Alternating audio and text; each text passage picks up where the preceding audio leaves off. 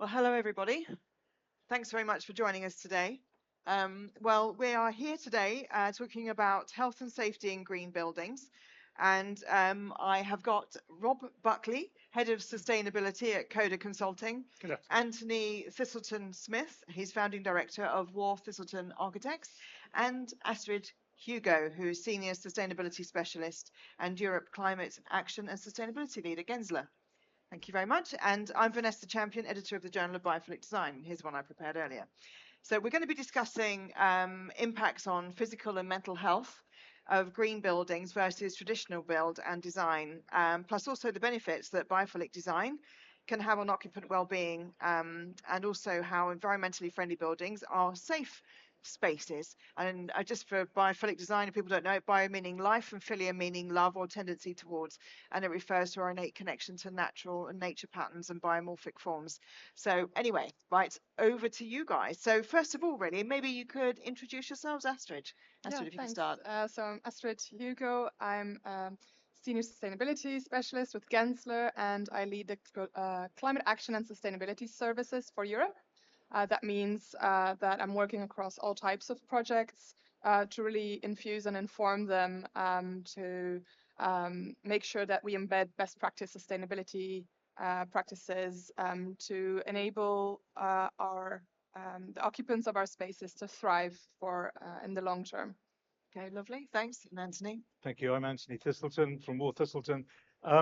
We set our practice up about 27 years ago, and our reputation is for timber buildings. But really, what we aim to do is construct buildings that are sustainable and reduce their impact on the environment, are beautiful and healthy. And when you ask those questions, 99% of the time, the answer comes back wood. But it's not always wood, and it's not all wood. But yes, that's we've been at it for close to 3 decades. And not only do we design and build, but we also do a significant amount of research into how to build low carbon, sustainable, responsible buildings. Lovely. Thanks, and Rob. Thank you. Hi, good afternoon, everyone. My name is Rob Buckley from QODA Consulting. We sort of consider ourselves carbon leaders in the field. As Anthony's just been talking about carbon, one of the things we do to drive down carbon is a thing called passive house, which I'll touch on today when we're talking about the indoor air quality and ventilation for healthy green buildings. We've just done the largest certified passive house building in the UK, and that's just been certified by us. So it's not just designing it, but it's also delivering it and evidencing it as well. So that's what QODA's about. Lovely. Thanks so much. Well, it's going to be a good discussion here, I think. So we've got a nice, interesting mix of people with experiences. So maybe I can start with you. Obviously, there's a mental health crisis. I mean, health and well-being is all to do with that, so with health and safety. So, I mean, can you maybe describe, there's obviously sensory overload in the workplaces, and do you have any examples maybe of how you may have mitigated, the environmental impact, literally the physical environment on people and staff? Yeah. So actually, talking about the health and well-being crisis, we do quite a bit of research as well into understanding what is top of mind for the users of our spaces. And there's so many factors currently kind of triggering people's stress. Okay. So one of those, we've had lots of health challenges. We have economic and political instability. We've got so many factors contributing to stress. And one of those is also the climate crisis and biodiversity crisis.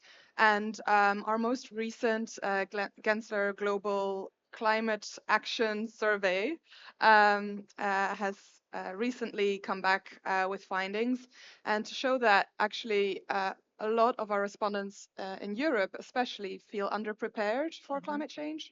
And more than 3/4 of people are looking for their spaces, so the built environment, to actually visibly embed sustainable features. Okay. So people are more aware and more conscious about the impact of the built environment, and are looking for some sort of kind of reassurance from their spaces to make them feel less stressed. So knowing as well that people spend more than 90% of their time indoors, and that design has such a huge potential to negatively affect health and well-being, it's really our responsibility. Like everyone who's here really has an impact and potential to prevent health and well-being issues through design and through those interior spaces. Yeah, so that's kind of framing why, we care about this topic and why we want to talk about this. Yeah, one of the best ways really to address that and to prevent our environments making people feel worse is to help reconnect with nature. So coming in here today, I'm sure we all felt like, okay, there's not much natural connection in this space. Yeah, you can reconnect with nature in many, many ways. But doing that makes people feel more human. And, we're just part of a natural ecosystem. So it's just something innate that we need to feel that connection. And that can be, yeah, in many, many ways. So like you mentioned, through patterns or through actual plants in the space. Yeah. One project, we tend to kind of address this project by project. We don't have like one solution for all of our designs. So that might look very different in an office space in London versus like recently we delivered an extension to an office campus in the countryside where, there's this beautiful natural gardens around where the focus was to connect people to what's already there and having that visual connection, lots of openness, as well as bringing those natural materials inside. Yeah, it's really important, isn't it? The environment is really important. And obviously in construction, I'm pointing at you now, but in construction, obviously there's a mental health crisis in construction workers, isn't there? As well as obviously worrying about, the health and safety parameters on a construction site is huge, isn't it? I mean, it's absolutely massive. I mean, in terms of wood, wooden constructions, mass timber builds and things like that. Maybe can you kind of like tell us a little bit about the difference it is really, and obviously this is about, how we can, health and safety in green buildings. So, how is it different? Well, look, I mean, we can go even further back to the extraction of the materials Yes. and the carbon. Yes. We're chopping down trees, Yeah. which of course then releases space within the forest for new trees. So we're storing that carbon, and the extractive processes and the carbon impact of concrete and steel are well acknowledged. If they were a country, they'd be the second largest polluter in the world. But then, yes, the building sites themselves, we have far fewer deliveries. We need less people on site. Yeah. The process itself generates much reduced waste. And of course, when you talk about deliveries to site, so 120 home scheme that we did in Hackney about 5 years ago, we measured 100 trucks to deliver the whole building, whereas in concrete it would have been 800. Wow. And that's heavy machines moving through dense streets, all the disruption to that. We know that if you live near a building site using timber, it's much quieter, there's much less toxic fumes, etc. And as you say, for the work people themselves, the actual working in timber is much more straightforward. One example we found on our first major building using engineered timber, the electrical subcontractor came on site. If you're an electrical subcontractor, when you do your apprenticeship, you're the person who goes up the mobile scaffold on a concrete building, and you use your shoulder to press the core drill into the slab to make the holes for the fixings. And after about 2 or 3 years, your shoulder is blown, and then you get to learn about blue and brown and whatever wires, and you start to actually learn the trade. I mean, that's sort of, frankly, I mean, anyway, I won't make any further comment about that. In our Murray Grove site, this was back in 2008, we found that the electrical subcontractors, they came on site, they saw what was going on, they built stilts out of 2x4 timbers, and they wandered around with cordless drills, and they did 7 weeks work in 2 weeks. Wow. And they then went off on holiday. Wow. Which was very good for their mental well-being and their health. Yeah. And as you say, I mean, working, and we know as well that when we come into we're talking about construction. I think we're going to talk about kind of the impact of working in timber later, maybe. Oh, yeah. Or shall I go on with that? No, tell me. Yeah. Because and at the back end, when you're actually in the occupants of the building, we know that substantial amounts of timber reduce the VOCs. They reduce stress levels, reduce heart rates. Yeah. You get lower absenteeism in workplaces. You get faster recovery times in hospitals. Yeah. There's a special needs school in Hackney that's about 15 years old now, Mm. and the head there said there was a noticeable difference in the children's kind of calm and well-being Yeah. when they moved into the timber building. Yeah. It's profound, isn't it? Really, ultimately. I It mean, it is. is really. We'll chat. We'll chat a little bit more about Okay. actually sort of inside. But Mm. Rob, I want to come to you because obviously you specialise in airflow, ventilation, that Yeah. kind of thing. So can you maybe talk about, because I know you Elaborate. expect Yeah, no, passive it's house fascinating. and- You're talking about connecting with nature, Yeah. and the inside, the outside, bringing the outside in, and humans connecting with biophilia and all that, both Mm. inside and outside the space. Then we come on to timber and the natural things of timber, and the VOCs, the volatile organic compounds, and the off-gassing, and the gases that are produced by the materials, and we can talk about all of that. But then the next step of that is I'm going to talk about is the air quality and Yeah. producing high levels of air quality. So bringing ventilation into the building, sealing up the building, insulating the building, maybe reducing the glazing on the south facade to make sure we haven't got overheating in the space. So driving up ventilation, filtering the ventilation before it comes into the space. So that's going to take out some of the outside air, and preconditioning that and bringing that in thermally. But there's all these other kind of aspects about the inside, the outside, the daylight that we've Yes. got to consider. Is acoustics good, bringing acoustics into the building, or the acoustics within the building as well, and how you insulate against that? So we've got this passive house kind of model, which is a hermetically sealed kind of box, and then we've got the connecting with nature and the timber, which are an interesting debate, I think, around. Yeah. Can you not have the two though? Can you not have? Well, that's interesting how you get the balance and what you balance Yeah. it against. So when you're driving down carbon, yeah, you might want to have a heavily insulated building with thermal bridging, controlled with the ventilation levels high, preheating the levels, glazing, which is in the right location, acoustics as mentioned, and the daylight. But can you have both? It depends what metric you're using to drive it. Is it the health of people, which we're talking about today, against the carbon, which is more important? Yeah, but surely you can have the two. I think you can have the two. I think it's like sort of technology that we've got now for glazing, for windows and stuff. You can have shading, can't you? You can have solar shading and Yeah. things. So you can have. You don't necessarily have to have teeny tiny windows. You can still have big windows if you've got solar shading. And I know on the black and white building. So I'm going on about timber buildings. I'm not like a huge. Well, I mean, I'm a huge fan of timber buildings. But I remember you mentioning, or not you, but sorry, Andrew, your partner, your business partner, mentioning about the solar shading on the side of the building with the wooden slats. Yes. So I mean that things like that you can still be creative within. You can still have big windows to have those views, but if you could put something on the outside, even planting or something. So Yeah. it's about how we create those buildings so we still have that connection to nature. Yeah, I mean, it's all ultimately about the form, the shape, the buildings, how you open it, how you have mixed mode. You have certain times when it's closed up, certain times of the year when it's opened up. We've talked about natural ventilation before, about whether natural ventilation is good or whether this kind of more controlled ventilation is better. And it is a balance overall Yeah. between improving human health and well-being and bring those ventilation in, but also that interaction with nature and the outside, and also bringing nature inside the building, not just outside Yeah. the building, but having the biophilia inside the building as Yeah. well. Exactly, it's materials, isn't it? Really. So I suppose we can actually segue quite nicely into materials. Sort of obviously for me, biophilic design is all about curves, it's about textures, it's about bio-based materials.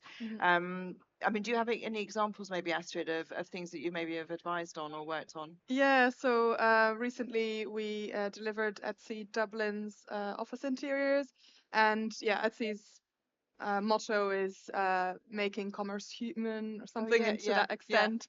So it's all about kind of the human aspect and inclusivity and making people feel good in this space. So biophilia just naturally became part of the design process. And so in that project, it's really great to see that, the kind of understanding and the buy-in from everyone to kind of take that through. So in the materials, like there's lots of use of natural materials like wood, but also wool and like even like textures, like having a tactile experience is something that often kind of isn't consciously designed for, but in this case, because of that kind of focus on inclusivity and kind of human well-being, that was really a big part of that project. We also got great like green walls installed in there that help with air quality and as well as acoustics and humidity control and yeah, there's also sense of smell, kind of that is beneficial there. But I'm sure, like in terms of like green walls, there's a lot of concerns around, you know, the services supporting that, because you want to design for those to be maintained and you know, thrive in the long term. Yeah, but that project also includes lots of like natural colors, and an interesting thing there is that we use these kind of patterns of leaves on the ceiling, so you kind of get kind of a reference to tree canopy. Yeah. Yeah, there's lots of different ways to kind of embed and bring in nature into the space there. Yeah, exactly. I mean, and talking about air quality and things like that. I mean, people like Grafenstone. I mean, I don't know if I'm allowed to mention companies, but they put paint on the walls, don't they? That actually cleans the air. So there's lots of. I'm finding it really interesting to find these innovations that are really supporting the health and well-being of the people inside. I mean, obviously, particularly in healthcare, it's a big bugbear of mine, and of schools as well. So I mean, in terms of like the legacy of the building, you know, how can we make buildings green but also healthy for people, but also maintaining a high standard of safety? I mean, what, you know, I mean, maybe you could start maybe by talking about the wood. You know, there was I've forgotten what the hydroscopic nature of. I've remembered that. I couldn't find it quick enough. So yeah, can you tell us what that means? Well, yeah, well, hydroscopic means it has a set moisture content, Yeah. and if the humidity in the air is above that, it will absorb moisture to reduce the humidity, and it will release if the humidity is low. And that's another great way of controlling the environment, and it has benefits on health. I mean, it's an interesting issue because all of our modeling for heating and cooling buildings is based on thermal mass, is based on using brick and concrete, Yeah. which take a long time to heat up or cool down, and then they can radiate that heat or cool once they're there, which is great in itself, but it means that they're very slow to react. So there's quite a lot of energy that needs to go in to change the temperature of those. Whereas actually the latent heat in a timber building is negligible. So when you have changes in temperature outside, you only need to heat the air, you don't need to heat the structure, and that should end up requiring much lower loads, and also the building's much more responsive to the changes in heat. And you know, I mean, again, in the black and white building, we have openable windows. It's also about personally being able to control the environment. Yeah. And I think that we know that people are more inclined to tolerate greater extremes of cold and warmth if they're able to do simple things like adjust the thermostat or open the window, you know, by a couple of degrees. And again, when that's spread out, that's quite a lot of carbon, and also it's of a benefit to the occupants as well. Yeah. There's a physiological effect of that, of people interacting and being able to control, like just said, open the windows, close the windows. The other thing on timber, so I've looked at using timber in museum spaces to control the humidity. As you say, it absorbs moisture and gives it off and maintains a stable humidity level within a space but you have got to expose the timber to the space, of course, and those kind of things. So I have looked at using that to control the humidity in gallery space. And it also controls noise. So Yes. you know, you're talking about absorbent surfaces, the little micropores absorb the sound, so it's much quieter. Yeah, I think we always forget about sound, actually, and you know, again, talking about health and safety, you know, well-being, mental health, and the impact actually on animals and wildlife around. If we're on a construction site, just think of that impact. You know, the noise it makes actually when we're producing the buildings, and then once we've got the buildings, the noise within the buildings. You know, if we've got open plan offices, you know, we need to be landscaping things in such a different way, choosing different materials, choosing how we create spaces for people and occupants to pick themselves up and go somewhere else. So do you have because quite often we see that acoustic solutions are kind of an afterthought, and people spend quite a lot of time and energy and money to try and fix a poorly acoustically performing space. So if that can be part of, you know, the structure, that's also the other thing we found with cross-laminated timber, you're talking about a solid panel construction. I'm lucky enough to live in a 19th century little terraced house, so I have brick walls between most of the rooms, and when my children have their stereo on at full volume, I can relax and have my dinner next door. In a modern development, Yeah. that's not the case. You're going to have most of the internal walls are going to be a single layer of plasterboard either side of a steel frame, and they offer negligible acoustic protection. Yeah. And we found that when we've talked to people who live in cross-laminated timber buildings, they really appreciate the fact that they can live in flats with flatmates or with with their families and not be intruded upon the whole time by other people's noise. So it's the internal thing, and none of that is regulated by any of the regulations. It's Oh, the really? Part E concentrates on noise in and out of Yeah. a living space, but not within. Ah, I didn't know that. There's a thing. That should change, shouldn't it? Well, absolutely. You know, that should be part of legislation, actually. I suppose So- let's not forget that not all noise is bad. Yeah. So if we've got Okay. external noise and we want to bring the biophilia and all that into the space, obviously hearing things outside, it's good to engage with what's happening outside as well. Yeah, And yeah. hearing what's going on outside, Car depending alarms, on what not it so is. much. Yeah. Maybe Yeah, not the cars. yeah, but yeah. Challenging in that's- I London. think, Yeah. I think the Yeah. death penalty for people with car alarms going off at night should be introduced as well. But that's true, isn't it? I mean, if you live on a main road, then you really do need to think about acoustics and insulating your building so that you don't have that, or Yeah, actually introducing sounds, you know, that mask that. Mm. I mean, obviously we know that if we put trees and plants and things like that in front of the buildings, then that actually masks the sound, doesn't it? It absorbs the sound. We know that the leaves stop that. So obviously that's another benefit of Yeah, which having a exactly what I have at home. I live in a Victorian terrace on a road, and Yeah. we've grown out the front. Yeah. We've grown plants and stuff to be act as a buffer and a filter as well yeah, for that air yeah. that comes into the space. But it is a naturally ventilated. It's an old Victorian space which you can't insulate. You can't Yeah. put in a heat recovery unit into it. Yeah, and I don't know if you've got any sort of opinions on this, but I've been sort of been doing a bit of consultancy work in healthcare, and obviously the footprint they have is very, very small, or where they're having to put different units in, they've got like a little tiny bit of area where they're trying to build something, and you know they're saying, oh well, we can't go do the biodiversity net gains, say for instance, and they have to outsource it, or they have to put the, you know, they have to account for it somewhere else. But there's so many ways of doing it, like the Mosscrete, this new, again, back to innovation, which is why I think we should be looking for green buildings. We should be looking for all these innovations that are happening to try and accelerate the change, because we need to find, you know, better solutions that are affordable as well. And the more we use it and employ it, the cheaper they'll be.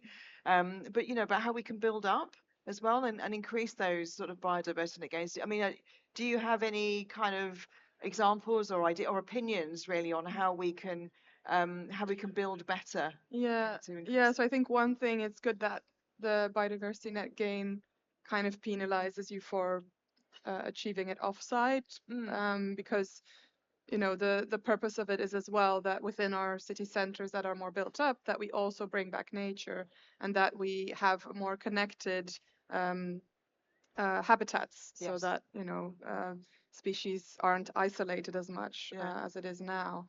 And yeah, we're working on a transformation of an office building on Gresham Street right now, where, you know, that area doesn't have that much habitat.